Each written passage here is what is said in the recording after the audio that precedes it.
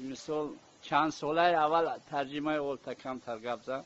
ترجمه اول که خیلی تالی 38 والا در رون داشتیم تالی کردیم یکی نه درمی جا اومدیم پوندش مود دخترم پوم دار میکرد نیم دار میکرد همه بدنم دار میکرد بعد نتیجه اینه که درد تختی اینا هم ماما اینا سوز کرد ها بگموی دست هم با اینا میتون میگیریم بودیم بچه‌های کار مفیدو زور میکنم یا بود کنم زور نمیکنم خیلی بکنیم رنگ باشدیم زور میکنم یا بود کنم یا بود کنم خیلی رنگ نه خیلی اینایش میتون میگیریم که او حضور نکنم بیتاری چی میگیرم از آنه چی نمیخواد انگور نمیخواد نه او سبات او سبات نه بسم الله اگه میتون میگیریم اونجا بروز میکنم نه بروز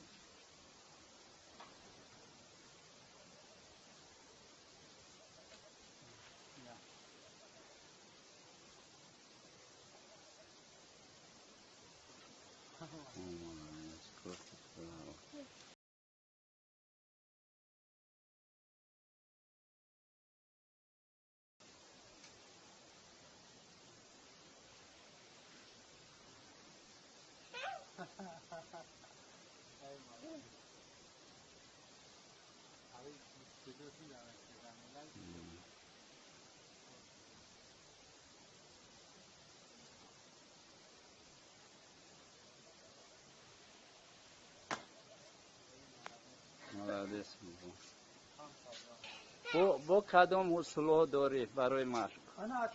نشان میدادین؟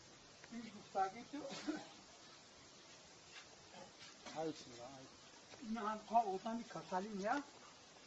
نه کسالی که پیش میدم میاد یا پو خود توبان میکنی پو اونان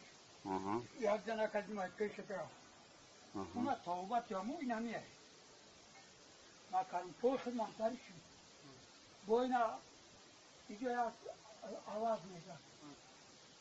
ای چی ای کمتامور باشه که دست پره راسیه دست ساعت نشد امتاری سمو شد اینا این کسال بعد بود که صبح ساعت بود